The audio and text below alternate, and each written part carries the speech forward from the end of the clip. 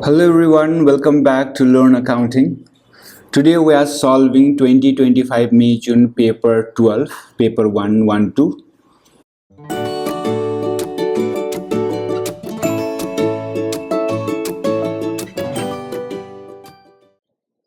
So let's get started. Question number 1. Ahmed and Batty are in partnership. They plan to convert the business from a partnership to a limited company. Ahmed and Batty will be the shareholders. What is the benefit to Ahmed and Batty as shareholders? Number 1. Dispute between them will be resolved in the annual general meeting. B. Their personal assets are protected. C. Their personal finance are not separated from those of the company. And D. The value of their shares will increase. So main reason why we convert partnership into limited company is to protect their personal asset, because limited company has separate legal entity. That means they have limited liability, unlike partnership where there is an unlimited liability. So correct answer for question number 1 is B. Their personal assets are protected. Question number 2. What is the correct double entry to record goods taken for own use by the owner of a business? When owner takes money or goods, we call it drawings. So right answer is either A or B, because drawings is a debit balance. And when owner takes goods, we call it purchase, because it would be subtracted at cost price. So right answer for question number 2 is drawings account debit and purchases account credit. Let's go to the next one. Question 3. Which accounting concept are applied when depreciating non-current assets? Number 1, consistency. Number 2, matching or accruals. Number 3, objectivity. And number 4, prudence. So when we calculate depreciation, the accounting concept that we apply is consistency, which means we need to apply same depreciation or similar method of depreciation every year. Number 2, the matching or the accrual concept, because non-current asset help us in calculating or earning the revenue. So depreciation should be charged against the revenue to calculate the correct profit. So matching concept should be applied as well. And the last one is prudence, which is recording the expenses as soon as it is incurred or anticipated. So your right answer for question number 3 is 1, 2 and 4, which is option C. Question 4. Which account balance will be in the credit column of trial balance? So when you prepare trial balance, what do we write on the credit side? So basically it means if the account has a credit balance, we'll write it on the credit side of the trial balance. So carriage inward is an expense, so it has a debit balance, we'll write it on the debit side. Carriage outward is also expense, so it will also be recorded on the debit side. Purchase return would be considered as income, because purchase is an expense. When you return that purchase, then that is your income. So income has a credit balance, so will be recorded on the credit side. And sales return is an expense, because sales is income. When you return the sales, that means it is your expense, so that is also debit balance. So right answer for question number 4 is C, purchase returns. Question 5. The financial statement were prepared using the following details. Purchase cost of machine, including 450 for repairs of machinery. So 16,950 is the purchase cost, including 450 as repairs. Then lighting and heating, including 250 for wiring in the factory extension, which is 1,780. And carriage inward, including 45 for the delivery of the new machinery, which is 230. What will be the amount of the decrease in non-current assets when capital and revenue items are treated correctly? Ignore depreciation for now. So right now, my capital expenditure, we are saying 16,950, but 450 is for the repair. So this is a revenue expenditure. So we'll subtract 450 from non-current asset. So non-current asset would be subtracted or decreased by 450 from the first adjustment. In second adjustment, heating and lighting include 250 for wiring in the factory extension. So this wiring is a capital expenditure, one-time expenditure that we have. So it would be considered as capital expenditure and will exclude it from heating and lighting. And last one, carriage inward includes 45 for delivery of new machinery. So when we pay delivery for the machinery, that would be considered as our capital expenditure. So if you look at here, in my total non-current assets, the value that we have is 450 decreased. Okay, let me just write it here.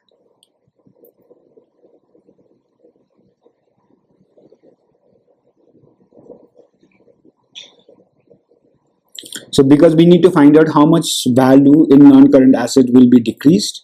So from first adjustment, 450 would be subtracted. So let's write minus 450. From second one, capital expenditure is 250. Okay, so capital expenditure will increase. So plus 250. And third one, 45. Capital expenditure will increase by 445 plus 45. So this would be added in the capital expenditure. This would be subtracted from capital expenditure. So overall total capital expenditure subtracted is 450 on this side, and this is 295. Okay, so this would be subtracted, this would be added in the capital expenditure. So overall we subtract 155 from our non-current asset. So your correct answer for question number 5 is A. 6. What is the purpose of depreciating on non-current asset? So why do we calculate depreciation, or why do we allocate depreciation? Is number one, to allocate its cost over its useful life, and this is the right answer for writing depreciation, because we purchase asset and asset has a useful life of 5 years, 10 years, and the value it generates over its useful life should be spread across its useful life. So that's why we allocate depreciation over its useful life. Okay, some of the student also write answers like to reserve fund for its future replacement. That is not the correct option, but we want to do that, but that is not the reason why we are calculating the depreciation. Okay, depreciation is calculated because we purchase asset, we paid cost for that asset. So over the year when we use this asset, that asset depreciation should be allocated because it helped in generating the revenue. So correct answer for question number 6 is A. Question number 7. The non-current asset of business are shown in table. Cost 360,000, 300,000. This is the start of the year, this is the end of the year. Accumulated depreciation 75 and 120. Now the carrying value at the end of the year is 240 and in the beginning of the year was 225. Now during the year, non-current asset costing 110,000 were bought and non-current asset with a carrying value of 20,000 were sold. Question is, what was the depreciation charges for the year? So this is the starting value. The carrying value that we had was 225,000. So let's write it here. Opening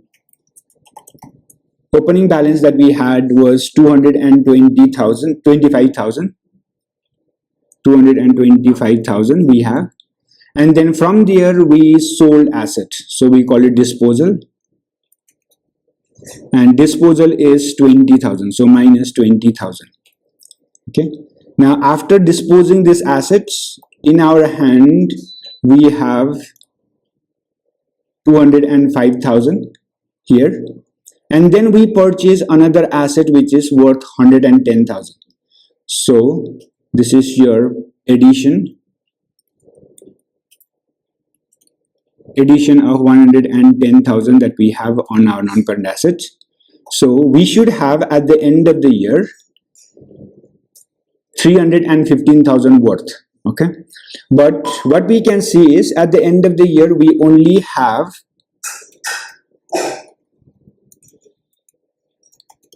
closing balance is only 240,000 here. Okay, so this difference is because of the depreciation, and that is what we are calculating. So the depreciation amount is the value that we should have minus value that we have, which is 75,000, and this is your depreciation for the year. So your correct answer for question number 7 is 75,000 D.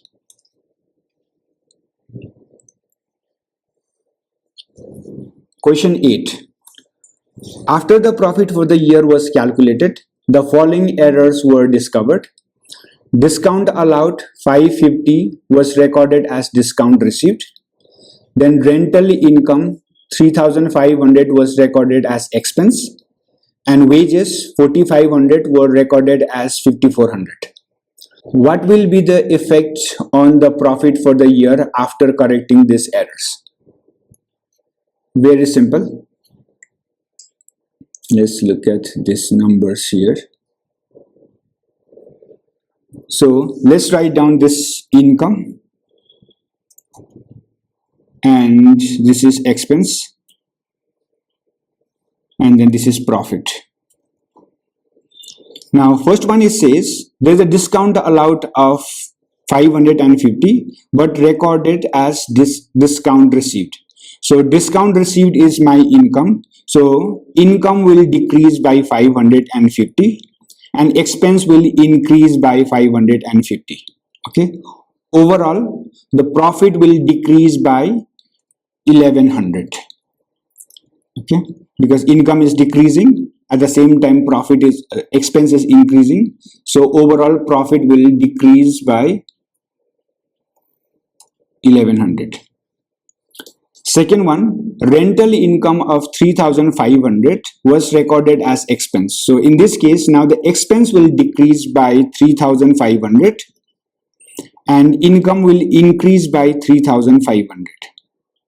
So overall, my profit will increase by 7,000 out here, because expense is decreasing, so profit increases, income increases, it will increase the profit as well. So overall 7,000 increases.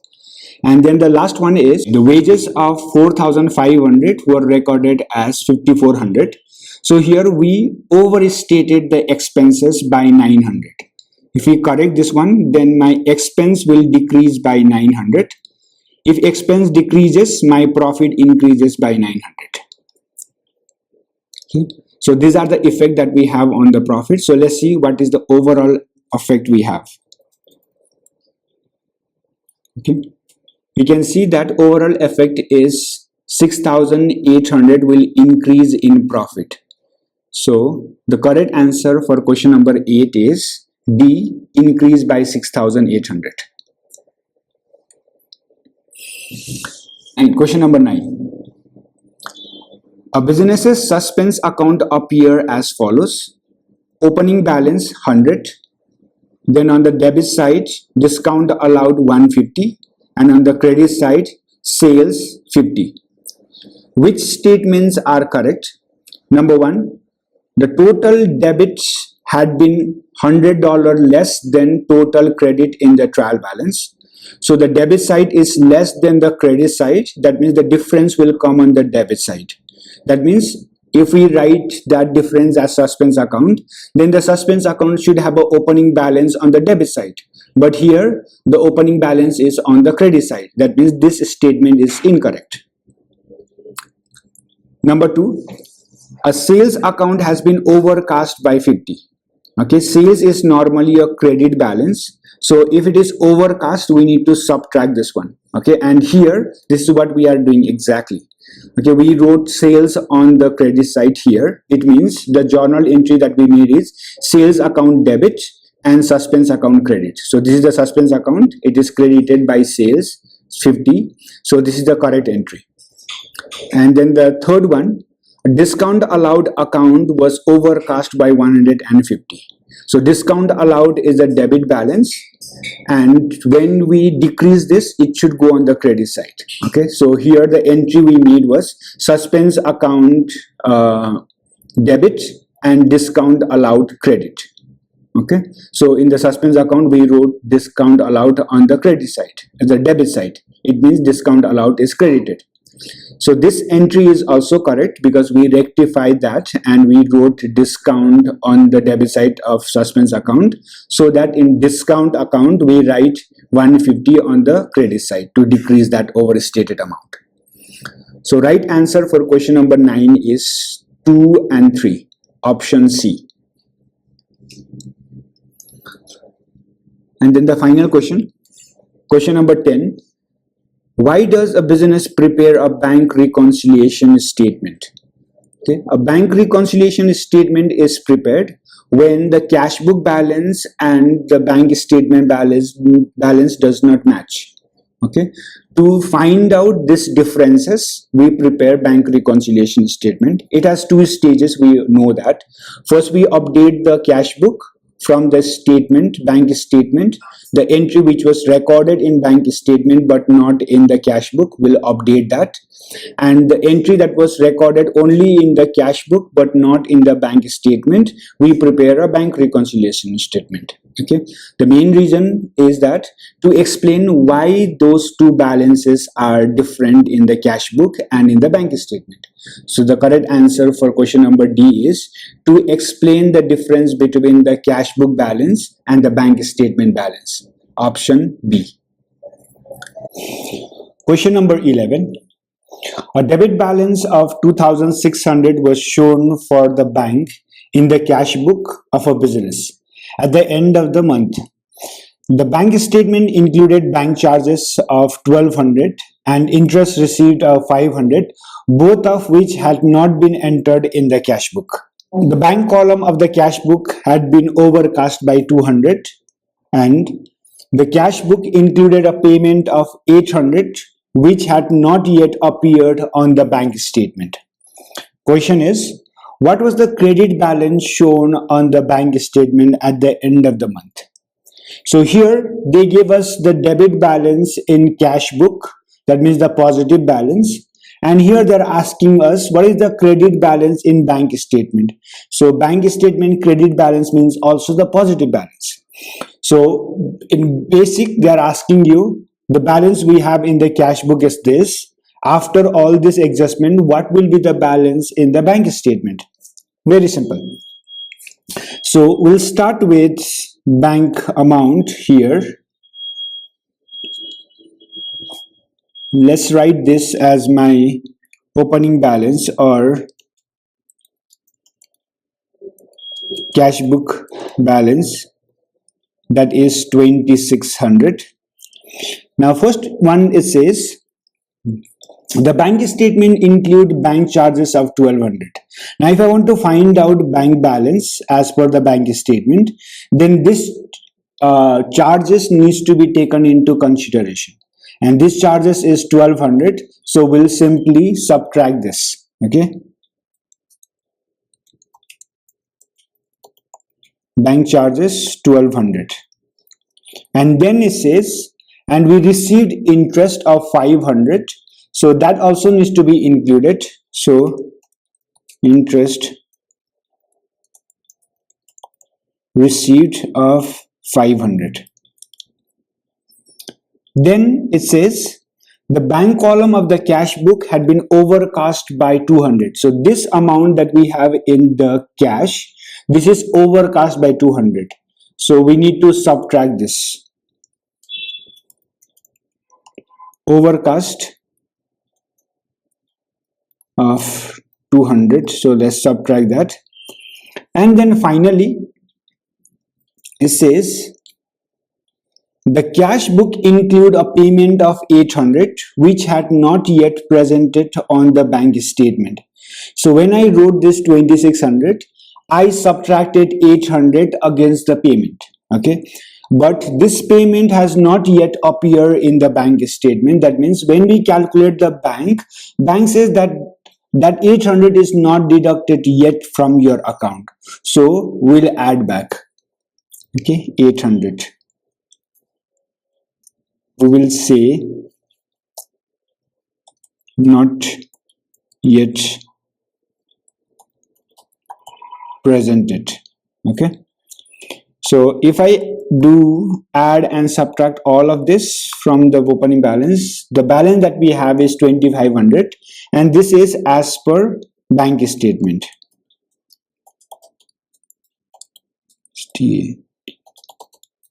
Bank statement. So this is our correct answer.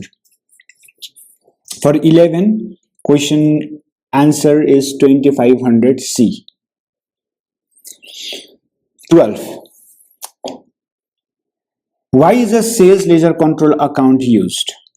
Number 1, to control discount received, to ensure credit customer pay promptly, and to provide a trial balance figure for the trade receivables. So sales ledger control account is prepared at the end of the financial year, and its main use is to identify or detect arithmetical error. And once you prepare the control account, the total can be used in the trial balance for trade receivable. So sales ledger control account provide trade receivable balance. Purchase ledger control account will provide trade payable balance. So correct answer for 12 is 3, and that is the only option. So D, 3 only. 13. A bookkeeper is given a task of reconciling the sales ledger control account with balance in the sales ledger at the end of each month. The sales ledger control account shows the debit balance of 2600 before the bookkeeper discovered the following. So right now in the control account we have 2600, and there are few errors we need to take into consideration. Number 1, contra entry of 1800 in the sales ledger has been omitted from the control account. Then discount allowed of 3600 has been debited to the sales ledger control account. And the last one, an allowance for irrecoverable debt had been increased by 1200. What is the correct figure of trade receivable at the end of the month? So we need to correct these errors to calculate what will be the correct figure as per the sales ledger control account. Now here, if I prepare a control account, then your control account has a debit and the credit side. This is the sales ledger control account. So balance will be on this side.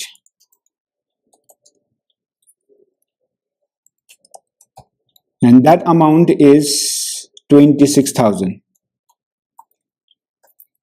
Okay.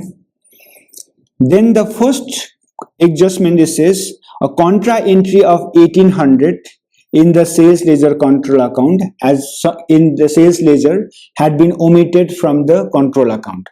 So a contra entry basically means we need to subtract amount both from sales ledger control account as well as from purchase ledger control account. Okay, and in sales ledger control account, this is when you add and this is when you subtract.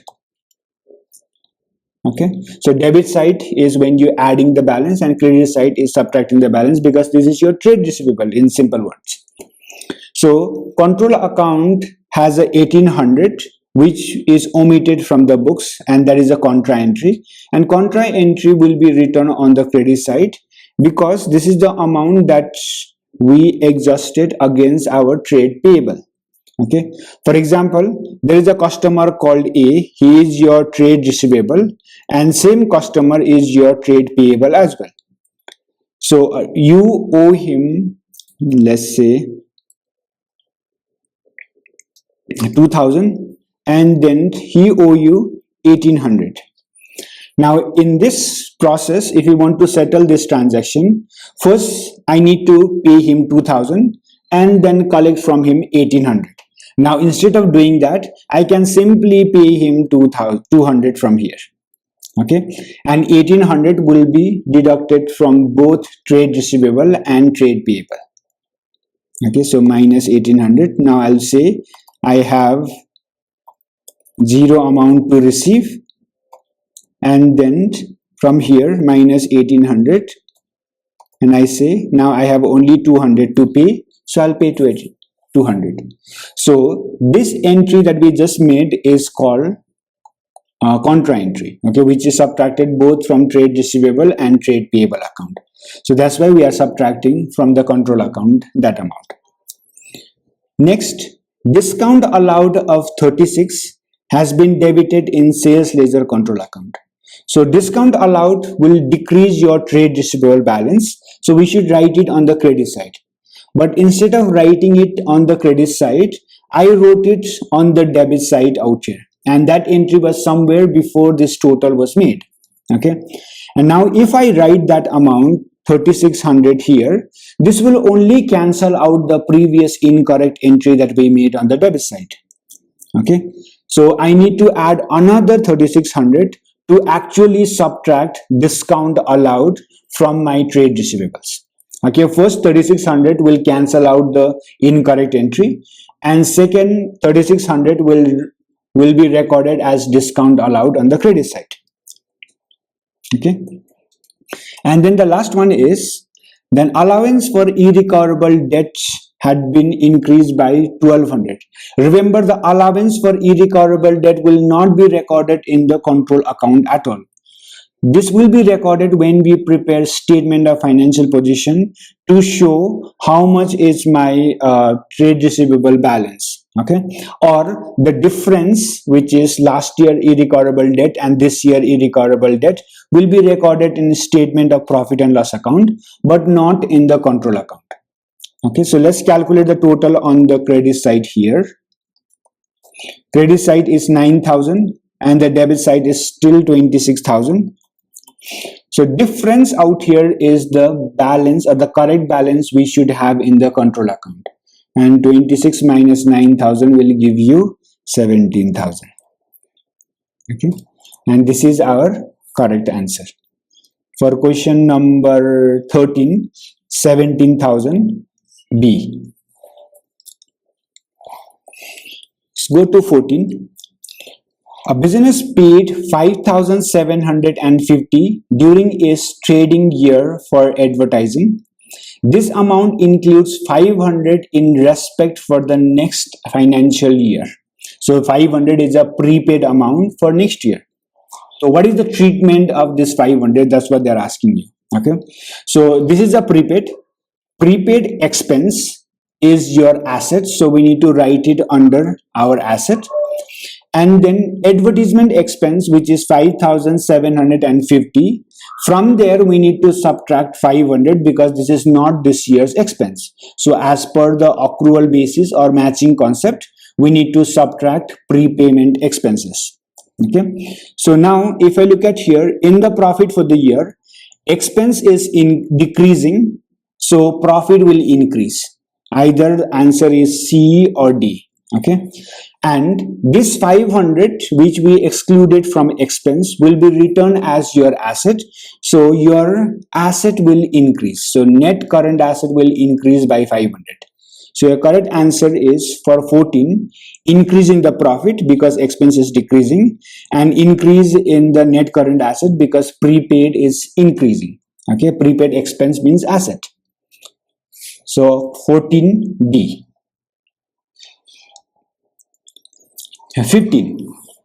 The book of business shows the following balance at the end of financial year on 31st December. Trade receivable 18,820. Allowance for irrecoverable debt 760. The following adjustments needs to be made. An irrecoverable debt of $470, which was written off in the previous year, had been recovered. No entry of this have been made in the financial statement. So there's a 470 irrecoverable debt. We wrote it off last year. Now this is recovered, so this entry is not made. Number 2, an irrecoverable debt of 680 needs to be written off. So this year the irrecoverable debt would be 680. That needs to be taken into consideration. And number 3, an allowance for irrecoverable debt is to be 5% of trade receivable. So this is the irrecoverable debt. This actually happened, and we are creating an allowance which is the 5%. Okay. Now let's do the calculation for this. First, we'll start with the trade receivable balance we have. Okay. So trade receivable balance that we have is 18,820. Now then we need to calculate what will be the allowance for this year. Okay, so in order to calculate the allowance, first I will subtract what is the irrecoverable debt that took place after this. Okay, and irrecoverable that took place is 680. So irrecoverable amount is 680. That I will subtract, and now this is the remaining balance of trade receivable that we have. Okay. When I calculate provision or allowance for irrecoverable debt, we need to calculate on this amount. So, current year irrecoverable debt is 5% of this amount. So, into 5 divided by 100. So, which is 907. So if you look at here, last year allowance for irrecoverable debt was 760. This year allowance for irrecoverable debt is 907. Okay, and last year irrecoverable debt amount is 760. So the difference is my expense. Okay, so this minus this, so 147 is my expense, because I only have 760 in my irrecoverable debt account, but I want to make it as 907. So this would be a charge against profit. So the difference of 147 needs to be taken out from my profit to put it as my irrecoverable debt. So this is my expense. And this year irrecoverable debt was 680. That is also my expense, which is 680. And last year we consider irrecoverable debt of 470. So last year it was considered expense, but now we are receiving this money this year. So we'll consider this as our income for the year. Okay. 470. Now this will give you how much amount you will add and subtract in your profit. So basically we will subtract 357 from our profit. So right answer is for 15, 357 expense, C. Question 16. After preparing the financial statement of a sole trader, the following items were discovered. Number 1, drawings consisted of goods taken for own use at their sales value 12,000. The owner applied a markup of 50% on all goods sold. 2, profit for the year included an insurance expense 7,500. 1/3 was for the owner's health insurance. What is the effect on the profit for the year after correcting these items? Okay, let's understand this. There is revenue, and in this revenue we subtract cost of sales. And when we subtract cost of sales, we'll get profit or gross profit. So for now, let's understand this as your just a profit. Okay, it would be easier.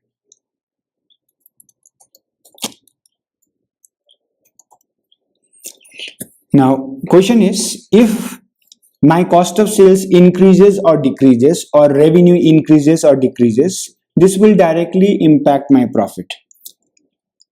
Why I'm telling you that is, the first error is says, there is a goods taken for own use and the value was 12,000.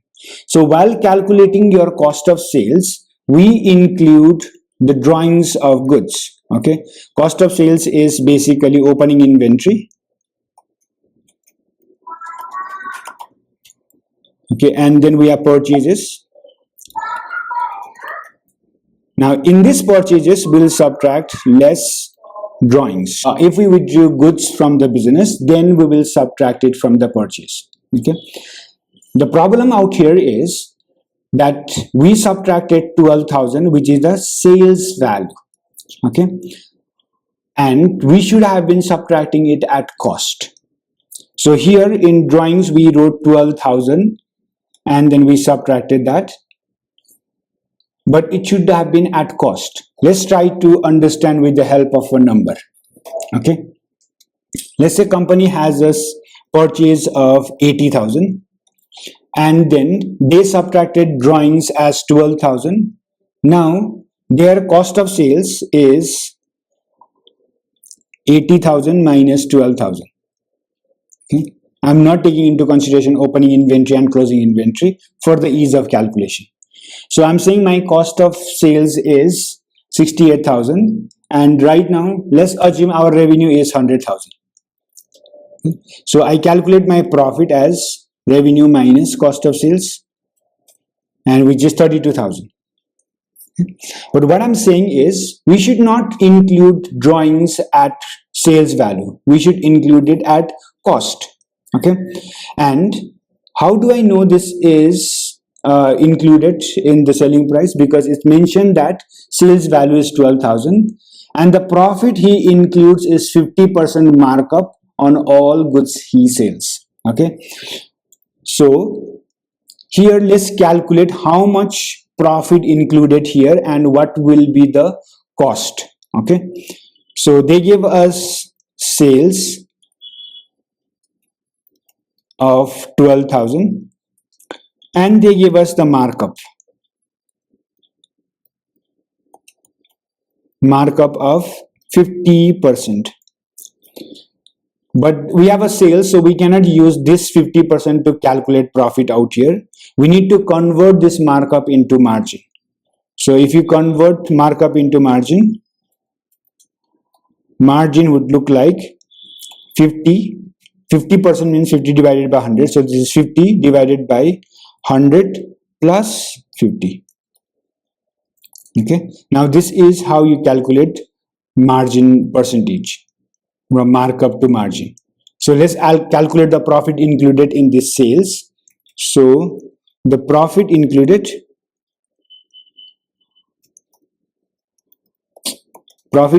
out here is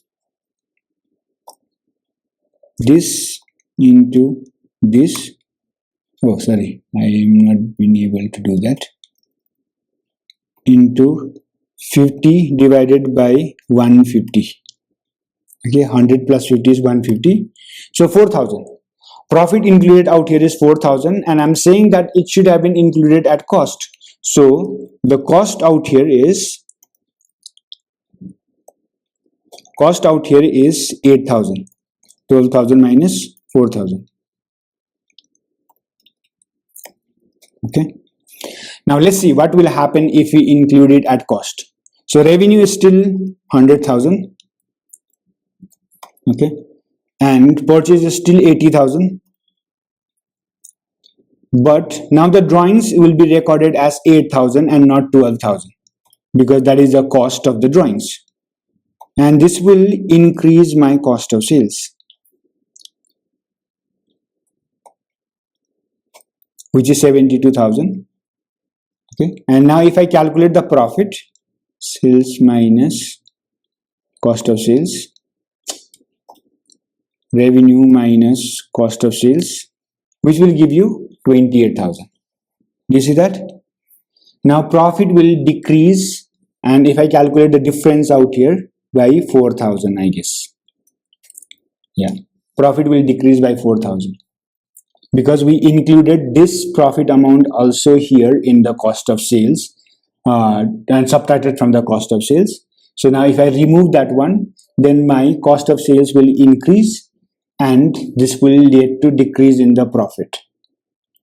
Okay, so first adjustment will decrease the profit by 4,000. Second one, the profit for the year include an insurance expense. This is an expense, so will decrease the profit, but 1/3 of this expense is for owner's health insurance. So it is a personal expense, should not be included in business expense. So if you look at here, 7,500, and 1/3 of 7,500 is 1 divided by 3. That will give you 2,500. So 2,500 should not be the expense of the business. So if my expense will decrease, my income will increase. So income will increase by 2,500. Make sense? Okay, here my profit will decrease by 4,000 because my cost of sales will increase, and which will lead to decrease in the profit. And here my expense will decrease, which will increase the profit by 2,500. So this will decrease my profit and this will increase my profit. Okay, so this is less and this is add. So overall 2,500 minus 4,000, overall 1,500 will be subtracted because of this from my profit. So what is the effect on the profit for the year after correcting these items? So 1,500 will decrease. 16A.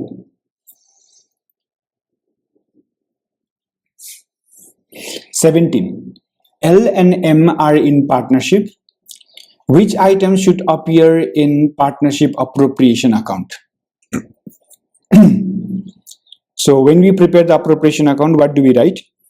First one, additional capital contributed by M. This will be written in the capital account, not in the appropriation account. Then cash drawings of L and M during the year.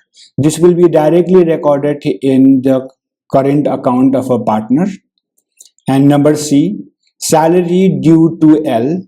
Yes, the salary is a part of appropriation account. All the partner salary, interest on capital, interest on drawings, share of profit will be recorded in the appropriation account. And last one is salary paid to M's sister. If it is for M, it will be recorded in appropriation account, but it is a M's sister, so we are considering that she is an employee. So we'll record this in a statement of profit and loss account and not in appropriation account. Correct answer for 17 is C, salary due to L. Okay, 18.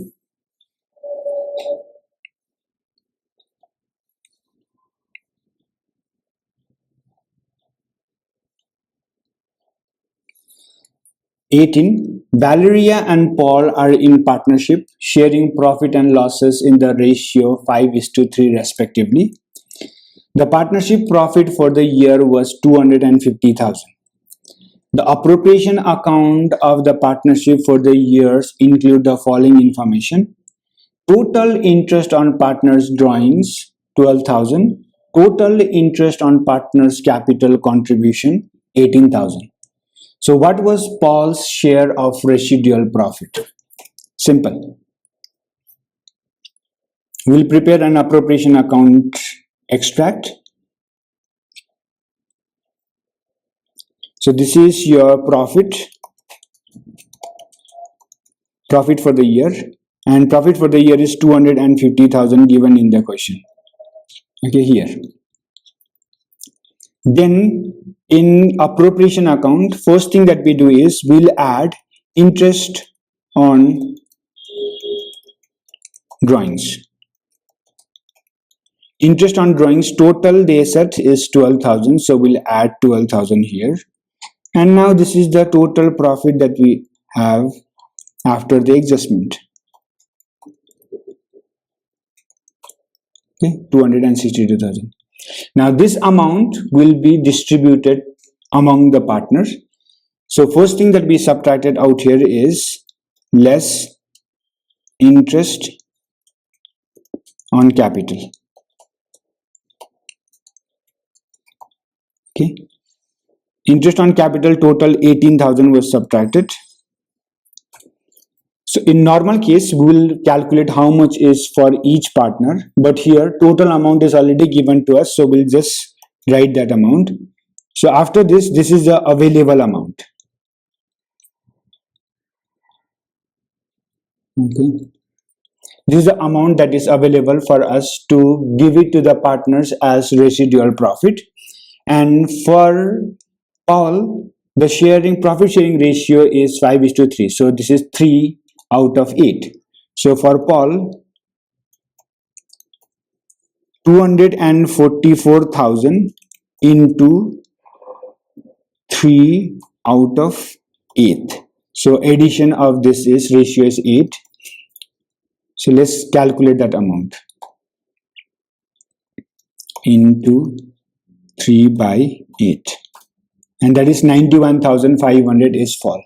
We need to calculate for the other partner as well, but question was asking only this one, so our answer is 91,500, which is B. Question 19. Which item will be shown in the company's statement of changes in equity? When you prepare a statement of changes in equity, what are the things that you'll write? Now if you remember the format in the statement of changes in equity, we write down shares or ordinary share. Let me just write down shares. Then we'll write down capital reserve. Okay, capital reserve like premium and revaluation. Then we'll write down revenue reserve.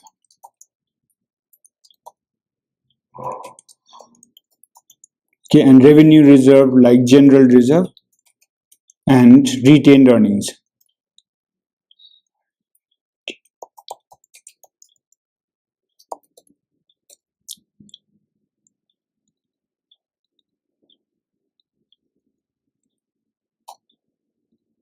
Okay, so these 4 things. And in this question, first one is a bonus issue of ordinary shares. So when we issue bonus shares, we record it in a statement of changes in equity. We'll take out money from the capital reserve and revenue reserve and put it into the shares or ordinary shares. Issue of debenture. A debenture is a loan, long-term liability, so we do not record it in a statement of changes in equity. And a proposed dividend of ordinary share. So when we are giving dividend, we should record it, but this is only proposed dividend. So in a statement of changes in equity, we write paid dividend and not proposed dividend. And then the 4th one, an upward revaluation of company's non-current asset. Yes, when we revalue non-current asset, the increase or decreasing the value should be recorded in the revaluation reserve. So this is recorded out here. For your 19, correct answer is 1 and 4, which is B. And question 20. The table shows a company's equity. Ordinary share of $1 each, 200,000. Then share premium 80,000. Revenue reserve 160,000. Okay, revenue reserve includes general reserve and retained earning, but they did not segregate that, so we assume there is only one revenue reserve. First one is a 1-for-1 bonus issue of ordinary share. So first we give the bonus shares, and then after that a right issue of 100,000 ordinary shares of $1 each at 1.40 per share. So we'll give it at premium.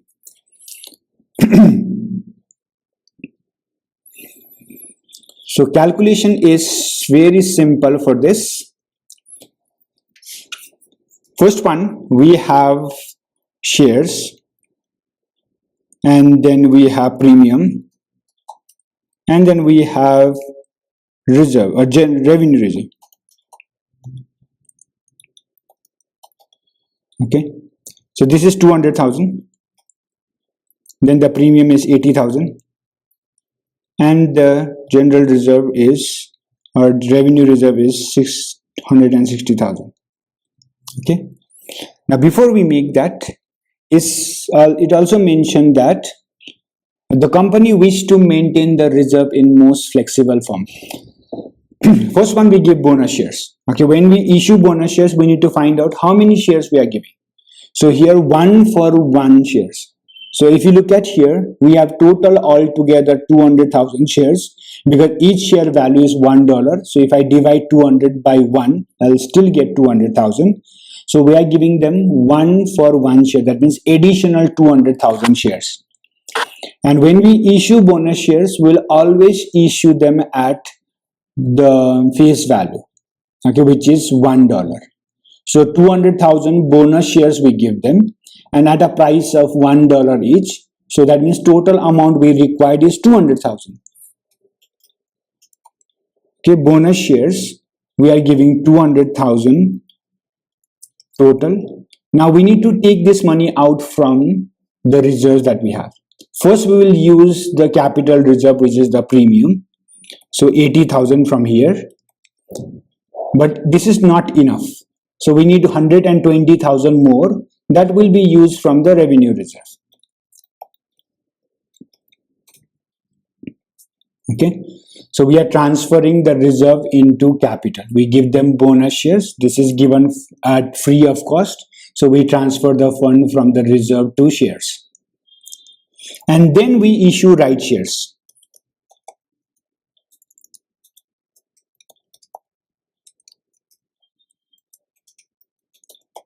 This question said that we are issuing 100,000 right shares of $1 each at 1.40. So the value of right share is 100,000. Now this would be bifurcated into the share amount and the premium amount. Okay, so share amount is at face value, which is $1, and remaining, which is 40 cents, will be for premium, because the $1 share we are issuing at 1.40, so 0.40. Okay, this is for the premium. So $1 into 100 will give you 100,000. So 100,000 in the shares, and 100,000 into 0.4 will give you 40,000. That will go in premium. Okay, so let's calculate the closing balance that we have in each of this account. 500,000, 40,000, and 40,000. So in shares we have 500,000, premium 40,000, and then revenue reserve 40,000. Question was asking you, what will be the equity in the company? So the correct equity is ordinary share 500,000, share premium 40,000, and revenue reserve 40,000.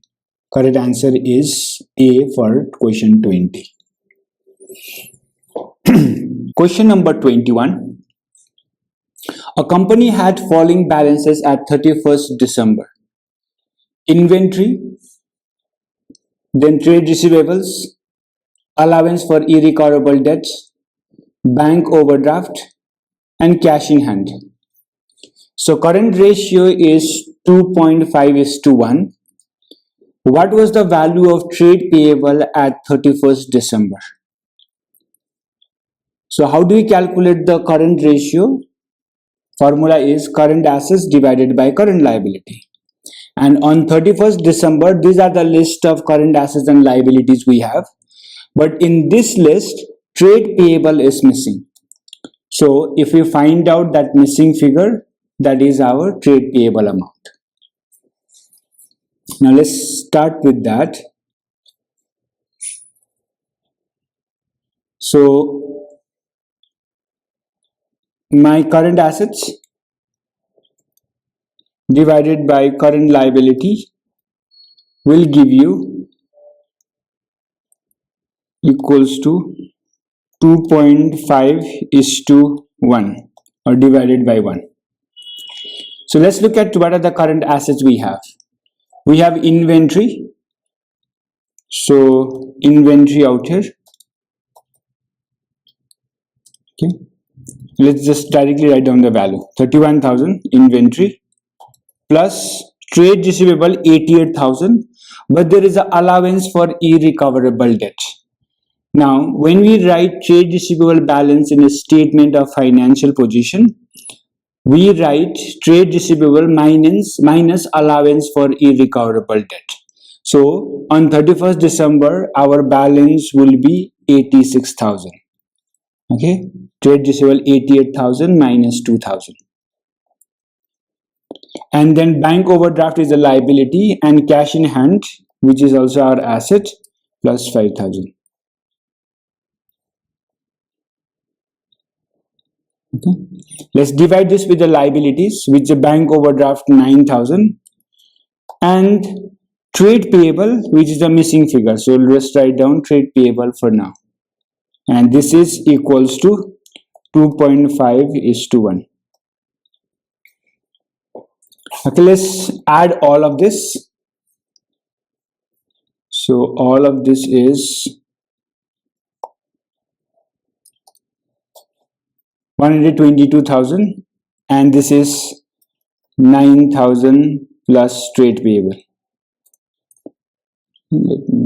And then this is equals to 2.5 divided by 1. Now I want you to do the cross multiplication out here, and if I do cross multiplication, our answer would be like this: 122,000 into 1, which is 1 taken on this side, equals to 2.5 into 9,000 plus trade payable. 9,000 plus trade payable. Okay, this is into. Now if I further elaborate this, 122,000 equals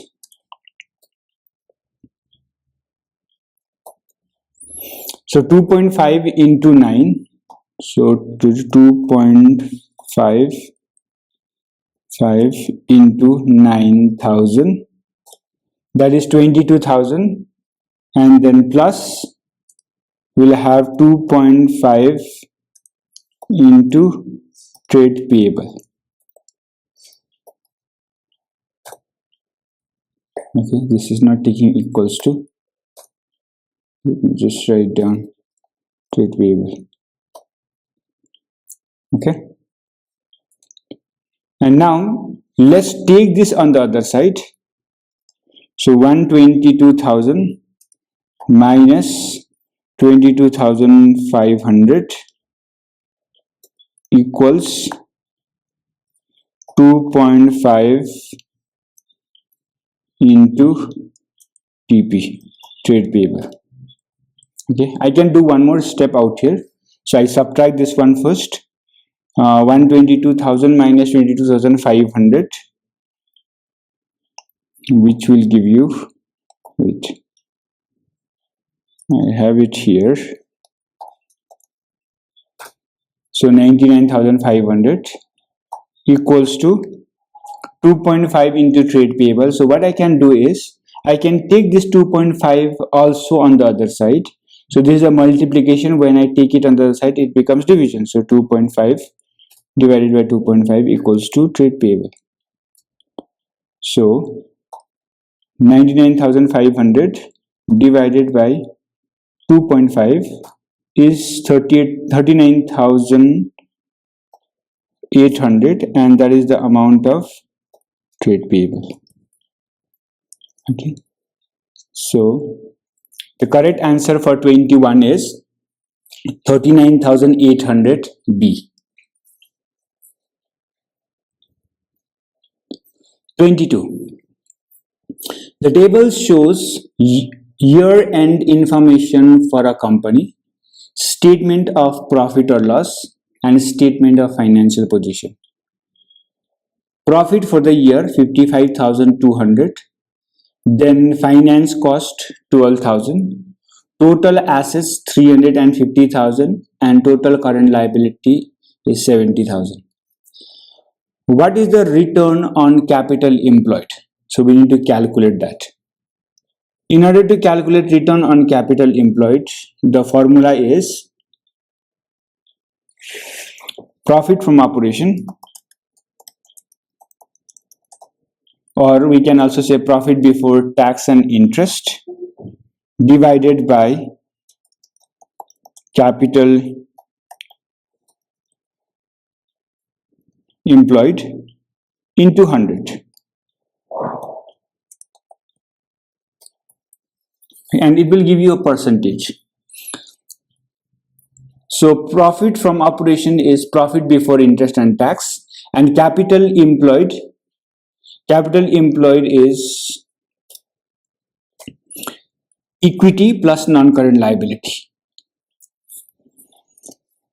So we calculate that amount, both of this here. Okay, if you prepare a statement of profit and loss account, then you have profit for the year here. Okay, which amount is 55,200. Okay, and then we have profit from operation somewhere here.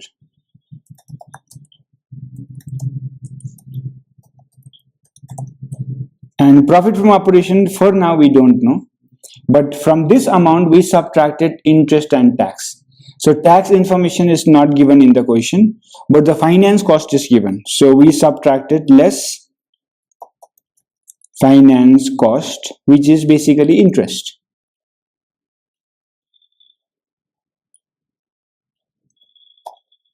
Okay, and the finance cost is 12,000. So minus 12,000. So from this amount we subtracted 12,000 and we got 55,200. So question is, what is this amount? So simply add them together. Okay, so 55,200 plus 12,000. So 67,200 should be our profit from operation, and in that, when we subtract 12,000 as finance cost, we have a profit for the year 55,200. So the first part of the question is there. So this amount is 67,200. Okay, profit from operation. Now we need to calculate capital employed. So let's do it here only. I'll just make it somewhere here. Okay, I don't need this one else. If we are making a statement of financial position, where is that? If we are making a statement of financial position, under our assets, we have non-current assets, then we have current assets, and then we have total. Okay, and here it says that current assets minus non-current asset total is 350,000. Then we have equity and liability.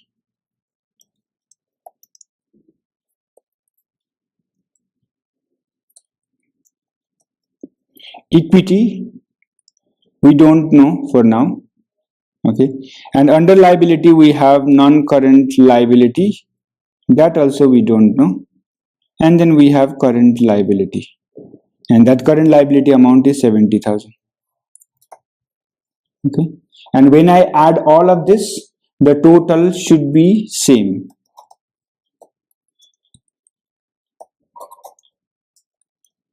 Okay, total should be 350,000.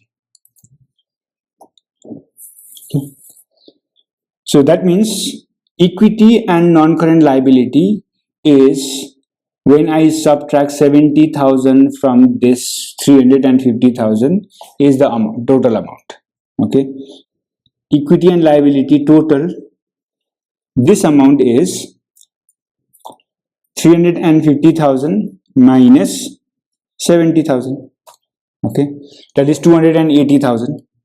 And I told you that capital employed is equity plus non-current liability. That means this 280,000 is my capital employed. Okay, so divided by 280,000. And this amount should be multiplied by 100. Let's calculate that. 67,200 divided by 280,000 into 100. And this will give you 24%. So return on capital employed is 24%. So question number 22 is D. 23.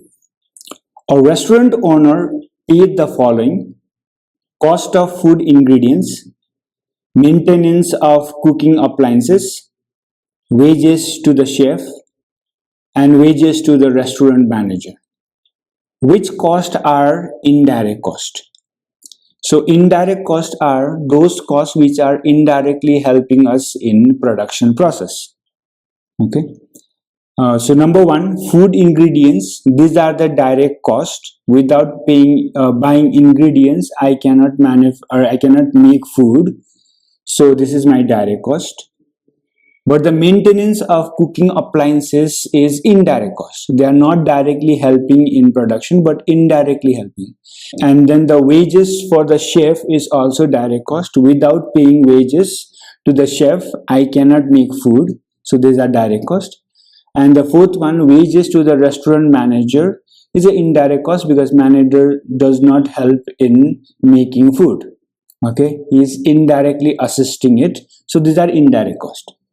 So right answer for 23 is 2, maintenance of cooking appliances, and 4, wages to the restaurant manager. So correct option for 23 is 2 and 4, C.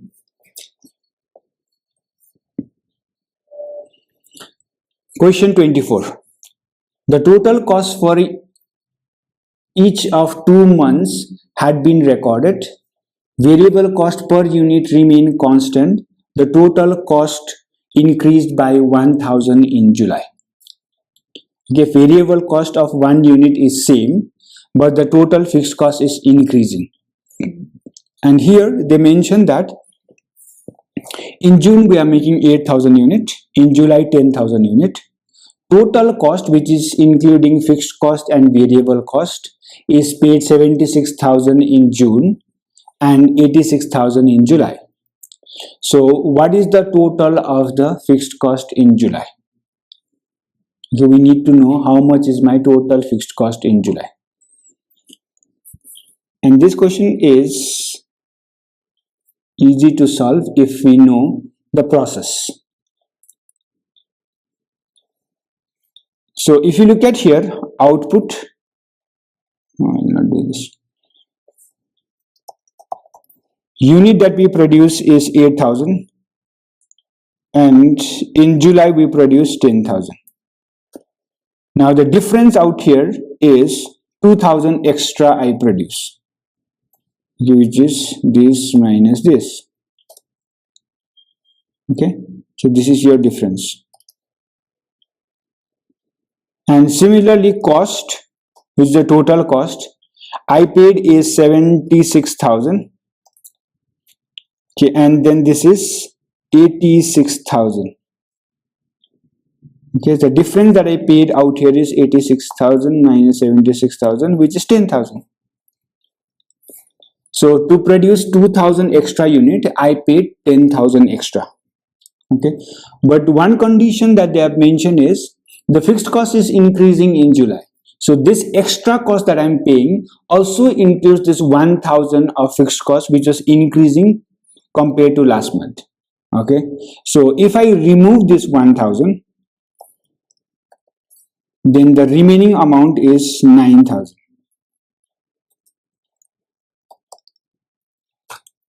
Correct? So to produce 2000 units, I paid 9000 variable cost. I can say that. Okay, because extra unit produced will increase only variable cost and not fixed cost. And fixed cost amount was already given, so I removed that. Okay, the reason that I'm doing this is to find out what is the variable cost of one unit, because it says variable cost does not change whether I produce 8000 unit or 10,000 unit. So right now, to produce 2000 unit, variable cost we are paying is 9000. So to produce one unit, the variable cost that I'm paying is 9000 divided by 2000. That is 4.5 per unit, and this is your variable cost. Okay, if this equation is true and variable cost does not change, so in the month of July we are making 10,000 units. So to make 10,000 units, variable cost we paid is 4.5. So the total amount that we paid is, okay, it's not showing me, so let me just do it here.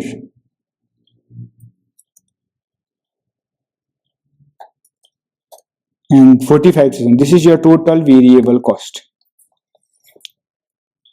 Okay, but altogether amount I paid is 86,000, and my total cost out here is 86,000. That means the remaining amount is my fixed cost. Okay, so total cost minus variable cost from there, which is 41,000. And your correct answer out here is C, 41,000. 25. P limited usage and overhead absorption rate of $15 per machine hour based on the budgeted machine hour of 8,000 per month. Okay. In July, production required 8,500 machine hours.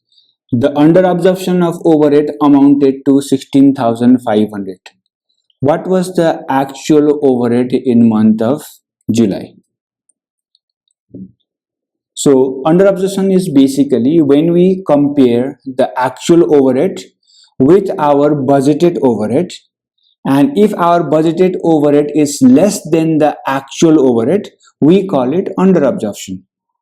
Example, if our actual overhead is 100,000 and my budgeted overhead is 80,000, then this is under absorbed by 20,000. Okay, hope you understood that. Now let's calculate.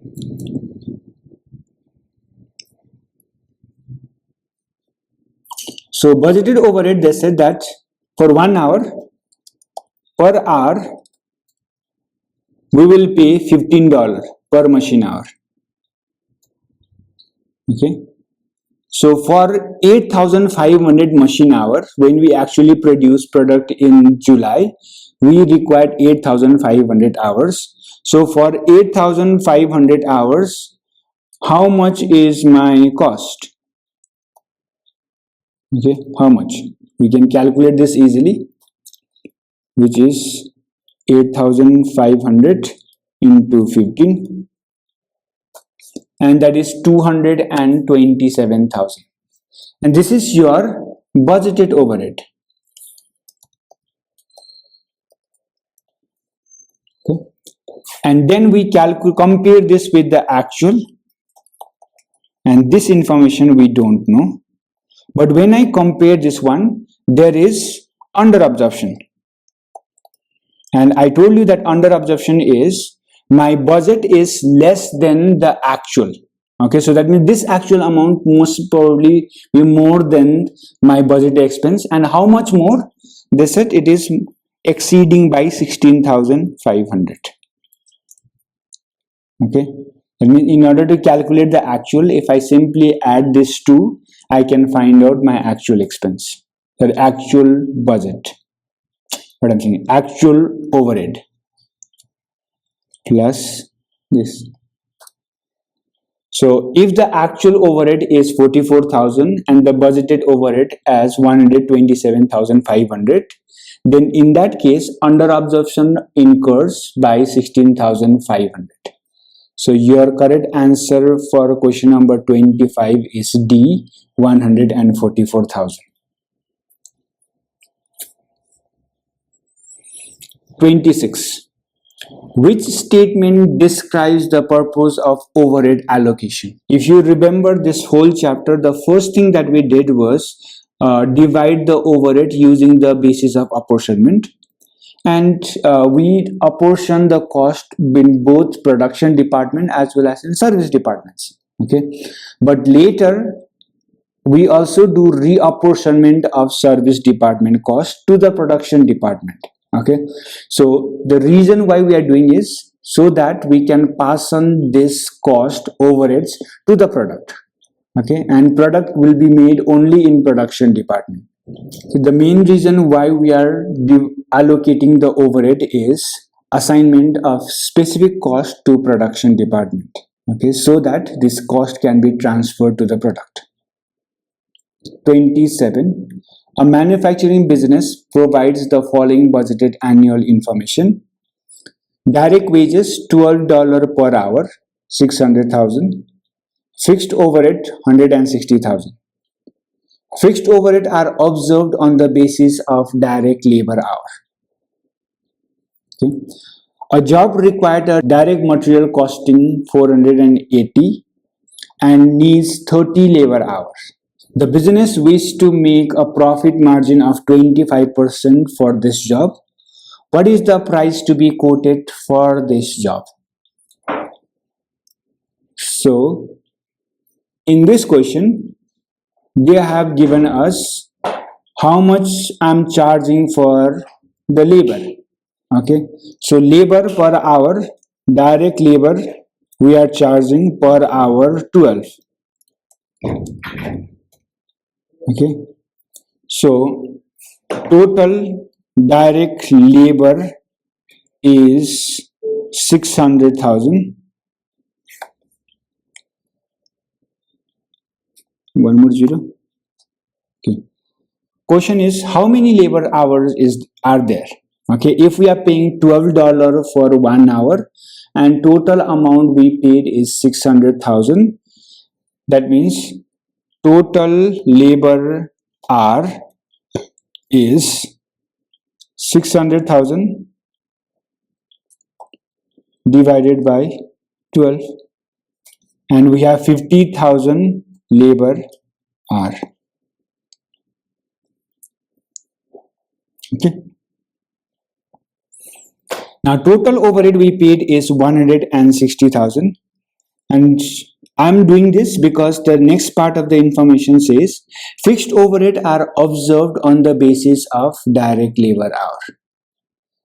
So overhead absorption rate of this overhead is based on the direct labor hour. So that's why I'm calculating direct labor hour so that we can calculate OARs.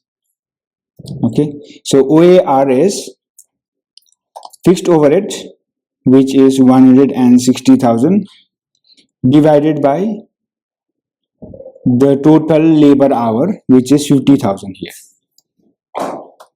And overhead absorption rate is 3.2 per labor hour.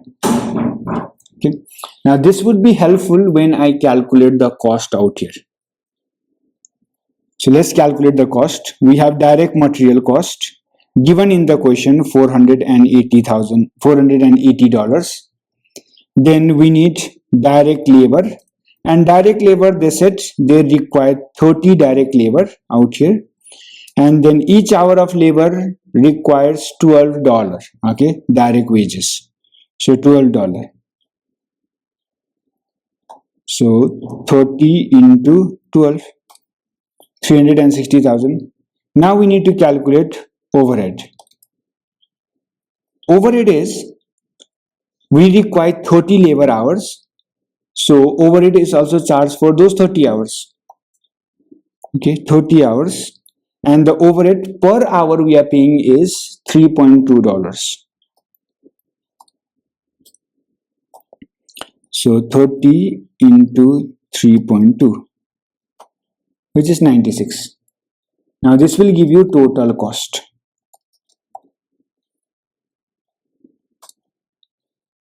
$963 is your cost. But they are not asking you about the cost. They are asking you what is the price to be quoted. So in this, if we add profit, which is 25% margin, then we can calculate my quotation price.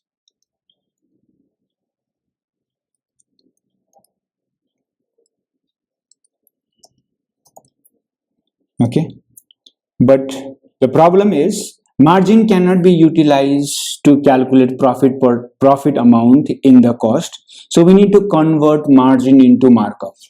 Okay, so if this is margin, a normal calculation is, in this case, 25%, so 25 divided by 100.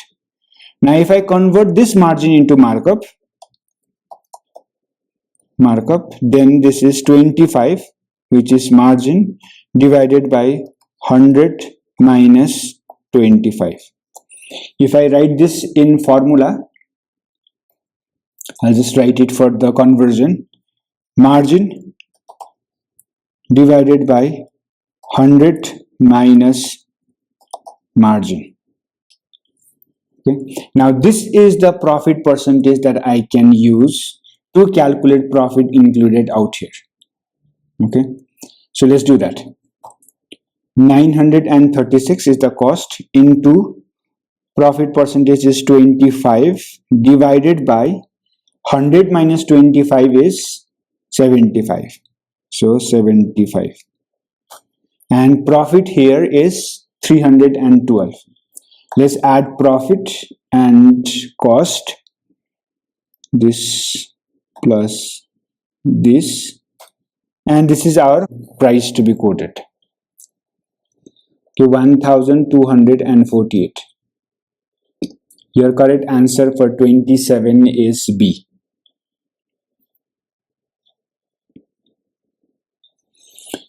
(28) Which factor would cause the variable cost line in break-even chart not to be a straight line? Okay. Number 1, bulk buying discount from supplier. B, employing an extra factory supervisor. C, plant and machinery depreciation. And D, renting additional warehouse space. Okay, let's look at A, bulk buying discount from supplier. What does it mean is a variable cost is a straight line. A variable cost line looks something like this, a straight line like that. Okay, and this is the because it is increasing proportionately. Okay, for example, if the variable cost of 1 unit is $20, then the variable cost for 2 unit would be $40, and variable cost for 3 unit and $60, and so on. Okay, so it will increase in a proportional manner. So as the number of unit increases, cost also increases in a proportional line. So that's why this is a straight line. Okay. But what is options 1A is saying bulk buying discount from supplier. So if I buy in bulk, then this curve or this line sequence will break. Okay, for example, if we buy 100 unit, so 20 per unit, so for 100 unit I should be paying, so $2,000. Okay, but if we get a discount from our supplier and the supplier says that for 100 units you don't have to pay me 2,000 but only pay 1,900. Okay, now in this case if I look at the average cost would, or the variable cost per unit would decrease. So which is 19 divided by 100, so $19. So what we said was, our rule was we are paying 20 per unit, but when we buy in bulk for 100, then we have to pay only 19. To explain this, I'll take you to different sheet. If you look at here, let's say before the discount, this is what we are receiving, okay, at a very proportional manner. So this is the 20. So if you make 1 unit, you pay 20. If you make 2 units, you pay another 20, and then 20 and 20 and 20 and so on. Okay. Now because this gap represents 20 difference, so that's why this is in a straight line. Okay. So as soon as we get discount, this difference of 20 would shrink. So let me shrink it a little more for us to look at the difference out here. Now if I join from point to point, then here the curve would looks like this, right? Another one curve would look like this. Let me make one more. It would look like this. So did you see that? When there is a discount, the average cost decreases, so cost per unit decreases. So my cost curve would also slant or curve a little instead of being a straight line. So we can say that for 28, the correct answer is bulk buying discount from supplier, because this would decrease the average cost or variable cost per unit when we receive discount. So the line is not straight.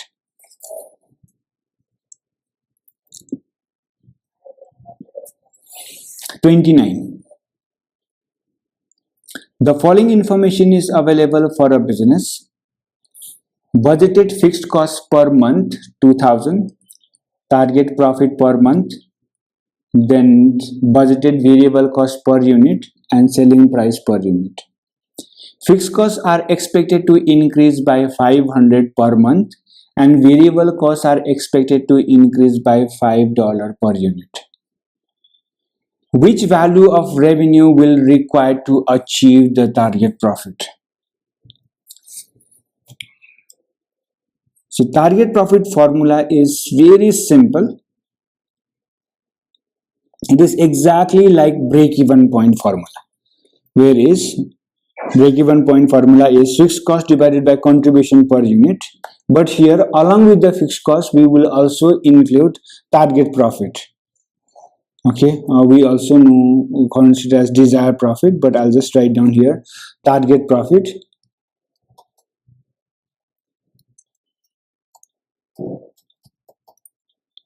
Okay, and this will be divided by contribution per unit.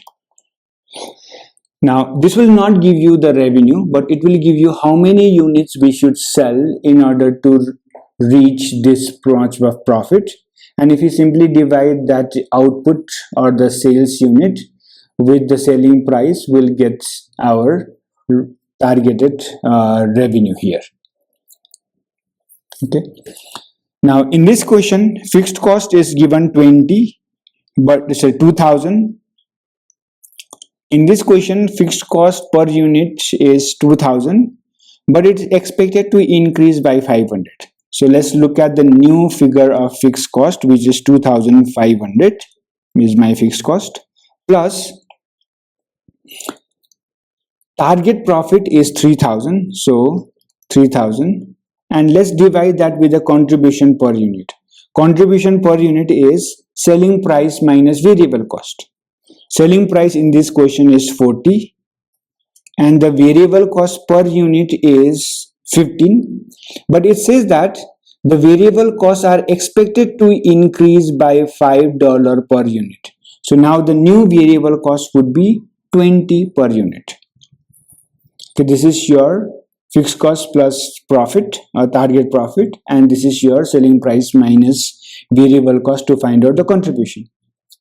So let's do that. 5,500 is the total up there, and then selling price minus variable cost is 20. Now this will give you number of unit to be sold to reach profit of 3,000. So 5,500 divided by 20, and this is 247 units needs to be produced and sold to achieve a target profit of 3,000.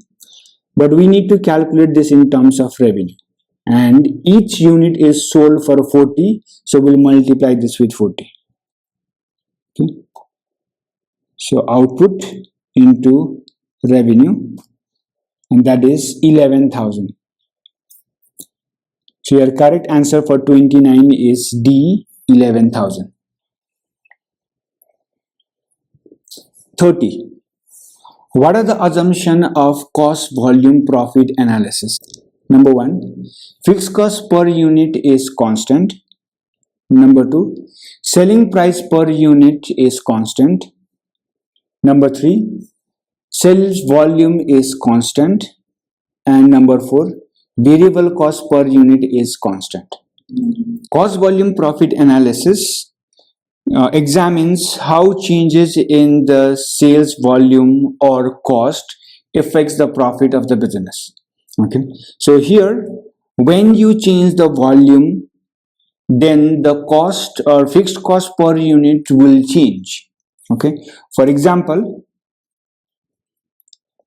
if we are selling 100 units and the fixed cost that we are paying is, let's say, 5,000, then the fixed cost per unit is fixed cost divided by output, which is 50. But if we sell, let's say, 200 units, and fixed cost will remain same because total fixed cost does not change, but fixed cost per unit will change out here, which is 5,000 divided by 2,000. So this is not the assumption that we are making. Okay, so fixed cost per unit should also change out here, but the selling price per unit should remain constant. Sales volume can change. So I was selling 100 unit, now I am selling 200 unit, but selling price per unit should remain same. That is the assumption that we are making. Sometimes what happens is, in real life situation, when we sell more units, then we need to decrease the selling price. Okay, but here the assumption is that selling price remains same, either I sell 100, 200, 500, 1000 units. Okay, so that is the first assumption that we are making. Second one, sales volume is constant. Again, I just did the analysis out here where we are changing the number of unit that we are selling from 100 to 200 and sometime 200 to 500, 500 to 1000, and we are looking at what effect does it have on the profit. Okay, so sales volume would keep on changing and it is not constant, so this is not the right option. And last one, number 4, variable cost per unit remain constant, and we assume that cost of making product, fixed cost remains same and variable cost per unit remains same. Okay, so there is a difference between total variable cost and variable cost per unit. So if you make 100 units and if you pay, let's say, $10 for one product, then my total variable cost is 100 into 10, which is 1000. Okay, and we are talking about this variable cost per unit and not this total. So if you make 200 units, we are still paying $10 per unit, but total variable cost will change from 1000 to 2000. Okay, so here variable cost per unit is constant, so we are saying that variable cost should remain same, and that is the assumption that we are making, that even if we produce more, variable cost per unit will remain same. So correct option for question number 30 is 2. Selling price per unit is constant, and 4. Variable cost per unit is constant. So D. So with this we come to the end of this particular paper. We'll solve more past papers, and if you have any questions or concerns, please write in the comment so that I can get back to you. Till then, happy learning and have a nice day. Bye.